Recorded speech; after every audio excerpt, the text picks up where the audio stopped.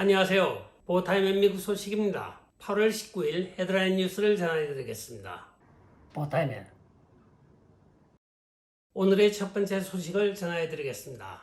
메인스트림 미디어가 이상한 행보를 보이고 있습니다. 그들은 바로 FBI가 봉인 신청을 하였던 도널드 트럼프 대통령 영장 발행 근거가 되는 진술서를 FBI는 판사에게 봉인을 해달라고 요청을 하고 메인스트림 미디어에는 그것을 공개하라고 요구를 하고 있습니다. 결국은 FBI와 지금 메인스트림 미디어가 도널드 트럼프 대통령 수색영장을 발급한 그 사유에 대한 진술서를 놓고 공방전을 벌이고 있는 것입니다. FBI에서는 도널드 트럼프 대통령이 핵무기 관련 국가 내란 음모와 관련된 문제이므로 그 민감한 사안을 생각할 때 이 내용이 공개가 되면 안 된다고 이야기를 하고 있으나 이것은 대부분의 메인스트림 미디어조차도 거짓말이라고 이야기를 하고 있습니다. 왜냐하면 영장을 발부받고 3일 동안 도널드 트럼프 대통령 자택 부근에서 FBI 요원들이 방첩대원들과 같이 호시탐탐 노리고 3일을 기다렸기 때문입니다.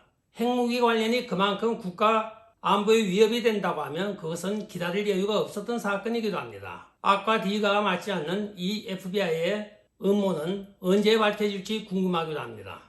따라서 이 사건을 바라볼 때 메인스트림 미디어는 누구 편이고 아니고가 없습니다. 자신들의 이익과 자신의 돈을 위해서는 아군과 적군의 구분도 없이 이리 물고 저리 물고 뜯고 하는 아주 하이에나와 같은 존재들이 메인스트림 미디어라고 보아도 무방하겠습니다. 최근에는 터 칼슨조차도 도널드 트럼프 대통령 기소 여부에 대하여 말을 마구 쏟아내고 있습니다. 결국은 그 나물의 그 밥입니다.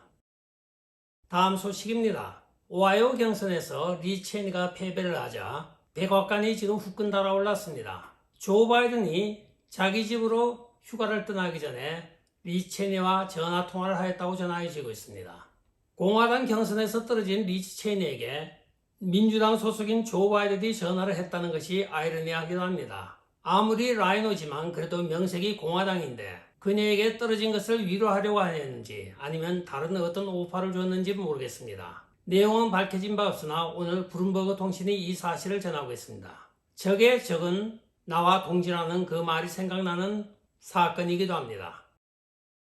다음 소식입니다. 속 시원한 소식이기도 합니다. 바로 리시 체니가 지금 연방선거법 위반 혐의로 기소가 되게 되어 있습니다. 그녀가 바로 골드스톤이라고 하는 영화 제작 회사에 도널드 트럼프 대통령을 탄핵하였던 일과 16위원회를 선정하기 위하여 그들을 동원하였습니다. 연방선거법에 의하면 개인이 특정 후보나 또는 어떤 정치단체에 기부할 수 있는 한도액은 2,900불 이하로 규정이 되어 있습니다. 리 체니가 이 골드스톤이 개인적으로 친분 있는 지인들이라고 이야기하며 조항을 어겼던 것입니다. 그러나 골드스톤이라고 하는 회사는 상법에 의하여 미국 내에 존재하고 있는 영화 제작사입니다. 그들이 수많은 스태프들과 36시간을 편집까지 하였다고 전해지고 있습니다. 많은 전문가들이 분석할 때 이 정도의 스텝과 그들의 노력을 보면 최소한 3, 4만 불에 해당하는 작업이라고 이야기를 하고 있습니다. 그것도 가장 적게 잡았을 때 3, 4만 불이라고 하는데 리 체니는 이것을 2,900불에 여러 10배가 넘는 혜택을 받은 것입니다. 이것은 연방선거자금법 위반이라고 합니다. 왜냐? 여기서 제작한 영상을 바로 리 체니가 오하이오주에서 자기 선거 캠페인용으로 사용하였기 때문입니다. 따라서 연방선거법 위반 혐의로 선거관리위원회가 리 체니를 고소한 것으로 나타나고 있습니다.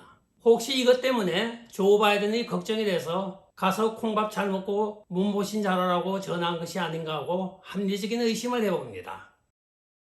다음 소식입니다. 도널드 트럼프 대통령 말하라고 급서 사건에 대한 역반응으로 오하이오에서 지금 JD 벤스 후보가 민주당의 팀 라이언 후보를 3%를 가지고 앞서는 것으로 오늘 여론조사에서 나타나고 있습니다. JD 벤스가 리드하는 것은 바로 전적으로 도널드 트럼프 대통령 압수수색 영장 발급에 따른 역풍이기도 합니다. 원래 이 둘은 탄탄한 집안을 가지고 민주공화당 서로가 치열한 경쟁을 벌이고 있는 오하이오에서 1%를 가지고 서로가 오르락내리락 하고 있었습니다. 그러나 에머슨 칼리지가 조사한 여론조사에 따르면 JD 벤스가 45%, 팀 라이언이 42%로 3% 차이가 나고 있습니다. 이래저래 도널드 트럼프 대통령 덕을 단단히 보고 있는 JD 벤스입니다. 오하이오 주에서 요번에 상원에는 공화당이 될 것으로 거의 확실시가 되고 있다고 현지에선 전하고 있습니다. 다음 소식입니다. 주디셜 워치라고 하는 재단이 F4IA법을 이용하여 모데나 백신에 관한 자료를 입수하였습니다. 그들이 사전에 쥐를 상대로 한 실험 결과를 보게 되면 모더나 mRNA 백신을 사용한 쥐에서는 갈비뼈 기형이 많이 나타난 것으로 알려지고 있습니다. 따라서 어린아이들에게 모더나 백신을 맞히는 것은 결국은 그 아이들의 흉곽과 또는 뼈에 기형을 발생할 우려가 많은 것으로 나타나고 있으나 이것은 그동안 계속 감춰져 왔던 것으로 밝혀졌습니다. 참 악랄한 인간들입니다. 내 자식만 아니면 된다고 했겠죠. 물론 그들이 자기 자식을 절대로 모더나 백신을 맞히지 않았을 것이라고 저는 확신합니다. 다음 소식입니다. 지금 조 바이든 행정부가 IRS를 무장시키는 프로그램이 실제적으로는 조지 부시 시대 때부터 에이드리안 프로젝트라고 하여 많은 고등학교와 전문대 또는 칼리지에서 어린 학생들에게 IRS에 지원하도록 권장하였던 것은 실제로 부시 때부터 와 있었던 것이 한동안 중지가 되었다가 조 바이든에서 다시 부활되고 있는 것으로 나타나고 있습니다. 명칭만 다른 같은 몸체라고도 무방할 것으로 보고 있습니다. 따라서 부시 행정부 시절과 민주당의 모든 면은 너무나도 닮아 있으므로 같은 당이라고 보아도 무관할 것으로 많은 사람들은 여기고 있습니다. 즉 딥스테이트에는 민주당과 공화당이 다 있다는 말이 여기에서 기인을 하고 있는 것입니다. 이 어린 학생들에게 세뇌 공작을 함으로써 앞으로 이 어린 학생들이 자라서 어떻게 될 것인가 하는 고민을 우리 기성세대가 한 번은 생각해 보아야 할 문제로 여겨지고 있습니다. 다음 소식입니다. 18일 목요일 플로리다 주지사 란 디산티가 포트 러더데일에서 기자회견을 하고 있습니다. 그는 불법적으로 투표 행위를 한 20명을 체포하였다고 오늘 발표를 하고 있습니다. 플로리다 주법에는 성폭행범이나 살인범에 대해서는 투표권을 박탈하게 되어 있습니다. 즉 미국 시민권 자체를 박탈하는 것이 주법으로 되어 있는데 시민이 아닌 사람이 플로리다, 템파, 올랜도, 마이애미 등을 돌아다니면서 여러 지역에서 투표한 것을 발견하고 론 디산티 주지사가 즉시 관할 경찰서에 연락하여 모두 체포하여 구금하였다고 합니다. 이들은 시민권을 박탈당하였으므로 투표권이 없는 것입니다. 우리가 일반적으로 생각할 때 영주권과 시민권이 비슷한 것으로 보고 있지만 시민권의 가장 큰 특징 중에 하나가 일반적으로는 투표권을 갖는 것입니다. 선거권과 비선거권을 갖는 것은 시민권자의 권리이자 시민권자의 특권이기도 합니다. 따라서 이들은 시민권이 박탈당하였으므로 플로리다 주에서는 절대로 투표를 할 수 없는 것입니다. 그러나 이들은 투표를 하였고 아직도 많은 수의 전과자들이 투표행위를 한 것으로 밝혀져 본격적인 수사에 들어갔다고 란 디산티 주지사가 발표를 하고 있습니다. 역시 강단위는 란 디산티 잘합니다. 최고예요.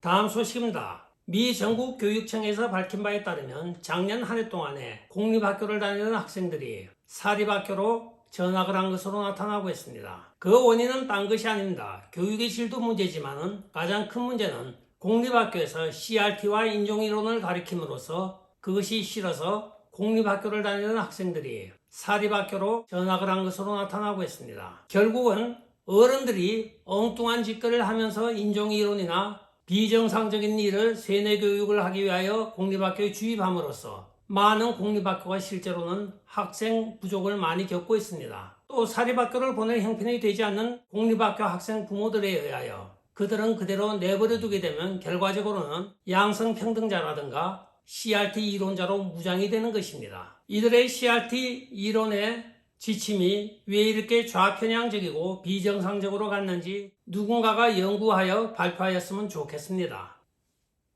오늘의 마지막 소식을 전해드리겠습니다. 2023년은 전 세계적으로 식량 부족이 심각할 것으로 예상이 되어지고 있습니다. 지금 전 세계적으로 이상기온으로 인하여 뿌리 작물과 열매 채소들의 수확이 크게 감소하고 있는 것으로 나타나고 있습니다.